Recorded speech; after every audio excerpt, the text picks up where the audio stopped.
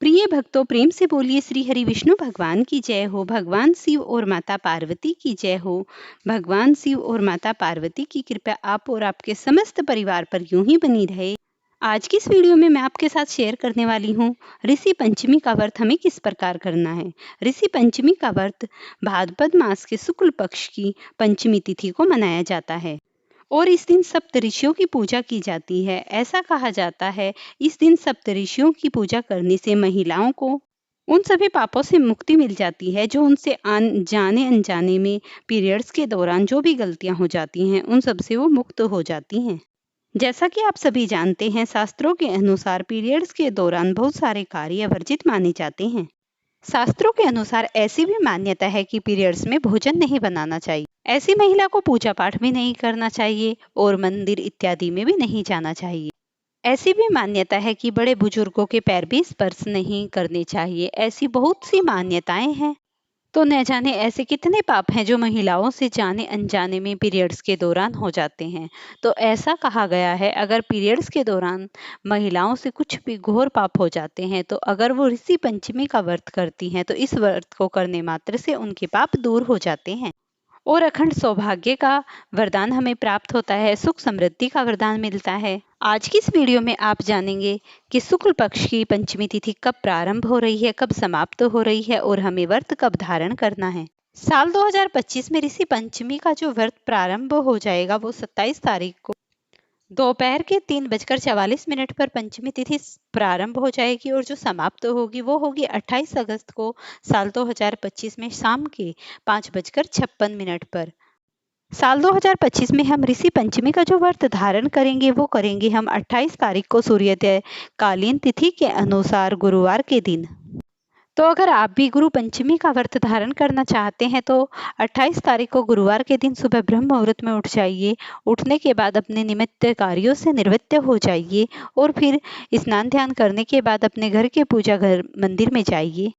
हमारी कुछ हिंदू मान्यताओं में ऐसा भी वर्णन है, अगर ऋषि पंचमी के दिन गंगा में स्नान किया जाता है तो मोक्ष की प्राप्ति हो जाती है तथा समस्त प्रकार की कामनाएं पूरी हो जाती हैं। तो सभी के लिए गंगा जल में स्नान करना संभव नहीं है तो आप अपने घर के ही जल में थोड़ा सा गंगा जल डालकर स्नान कर सकते हैं और फिर पूजा करते समय पूजा का जो शुभ मुहूर्त होगा, शुभ श्रेष्ठ समय होगा वो होगा दोपहर के 11:05 से दोपहर के 1:39 तक। इस समय में जो पूजा आप करेंगे वो बहुत ही उत्तम और श्रेष्ठ फल देने वाली हो जाएगी। और आप चाहें तो किसी मंदिर जलाशय में जाकर भी इस पूजा को कर सकते हैं, नहीं तो आप अपने घर के ही पूजा घर में इसकी सफाई करके अपने मंदिर की एक चौकी लगाइए और चौकी लगाकर वहां पर सप्त ऋषियों की मूर्ति स्थापित कर दीजिए। अगर किसी कारणवश आपके पास सप्तऋषियों की मूर्तियां नहीं हैं तो आप एक काम कर लीजिए, आप 7 छोटे छोटे मिट्टी के डले ले लीजिए। अगर आपके पास सप्तऋषियों की मूर्ति नहीं है तो आप अपने किसी गमले से 7 मिट्टी के छोटे छोटे डले ले लीजिए और उनसे सप्तऋषि पिंड बनाकर उनकी पूजा आराधना भी आज कर सकते हैं आज के दिन। ऐसा कहा जाता है, घर के मंदिरों में गणेश जी की मूर्ति स्थापित कर 1 से 11 दिनों तक विधि पूर्वक पूजा की जाती है। यह पर्व हमें यह सिखाता है कि हर कार्य की शुरुआत भगवान गणेश के नाम से करनी चाहिए और सच्चे मन से इनकी भक्ति की जाती है। तो इसीलिए इस व्रत का पूरी निष्ठा के साथ ध्यान रखना चाहिए। इस पूजन को रखने के लिए हमें सुबह ब्रह्म मुहूर्त में उठकर पूरी साज सजावट करके पूजा करने वाले स्थान को साफ सुथरा करना चाहिए, शुद्ध वस्त्र धारण करने चाहिए, मूर्ति स्थापना करके घर में साफ स्थान पर गणेश जी की मूर्ति या प्रतिमा को स्थापित करें। पूजा सामग्री में फूल, अगरबत्ती, दीपक, मोदक, फल और रंगोली आदि बनाकर रखें। संकल्प पूजा शुरू करने से पहले गणेश जी से संकल्प ले और अपने कार्यों में सफलता की कामना करें। इस दिन हमें ओम गण गणपताय नमः या अन्य गणेश मंत्र का जप जरूर करना चाहिए। पूजा आराधना, दीपक जलाएं, फूल अर्पित करें और मोदक या भोग चढ़ाएं। आरती प्रतिदिन सुबह शाम करनी चाहिए और गणेश जी का ध्यान करना चाहिए। इस व्रत की समाप्ति के अंत में गणेश जी को धन्यवाद और प्रसाद ग्रहण कराना चाहिए। और फिर इस प्रकार आपको एक चौकी लगानी है, उस पर कोई लाल रंग का वस्त्र बिछाना है, उसके ऊपर सप्त ऋषियों की इस प्रकार सभी मूर्तियाँ, जो भी उनकी सामग्री हैं, सभी को समर्पित करने के बाद फिर आपको कलश स्थापना करनी है। कलश स्थापना करने के लिए आपको एक पात्र भर के रख देना है, जिसमें 1 का सिक्का, कुछ हल्दी की गांठें रखकर आपको अपना पात्र स्थापित करना है। ऐसी भी मान्यता है कि इस दिन, इस व्रत में हमें किसी भी चीज का, हल से जोती हुई चीजों को खाना वर्जित बताया जाता है। तो हमें फल, फ्रूट्स या मेवा इत्यादि से भगवान का भोग लगाना चाहिए और उन्हीं चीजों को हमें खाना चाहिए।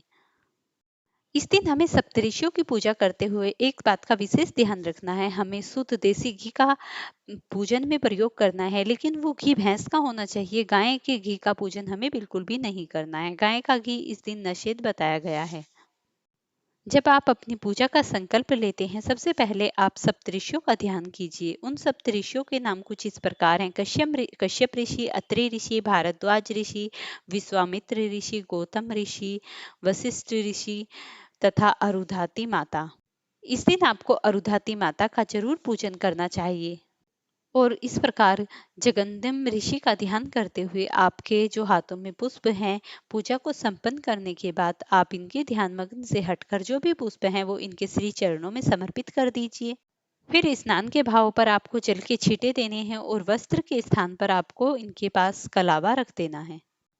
सभी को कलावा अर्पित करने के बाद आप जो अरुंधति माता हैं उनको आप कोई चुनरी उड़ा सकते हैं। अगर आपके पास चुनरी नहीं भी है तो आप इस बात का ध्यान रखिए, पंचम ऋषियों की पूजा करने से पहले सप्त ऋषियों की आप उस दिन चुनरी जरूर मंगा कर रख लें। और इस प्रकार आप सप्त ऋषियों को चंदन का तिलक कीजिए और माता अरुंधति को आप रोली का तिलक लगाइए। और फिर धूप दीप जो भी आपके पास पूजन की सामग्री है, समस्त प्रज्वलित करके उनका अच्छे से पूजन कर लीजिए।